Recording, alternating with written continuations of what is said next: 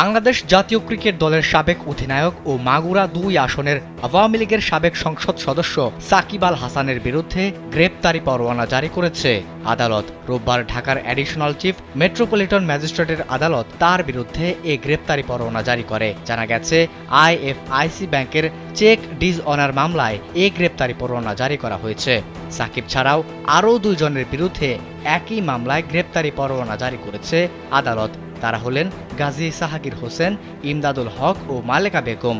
এর আগে গেল ১৮ ডিসেম্বর সাকিব সহ ৪ জনের বিরুদ্ধে সমন জারি করে আদালত। মামলার নথি থেকে জানা যায়, সাকিব সহ ৪ আসামির বিরুদ্ধে ৪,১৪,৫৭,০০০ টাকার চেক ডিসঅনারের মামলাটি করা হয় ১৫ ডিসেম্বর।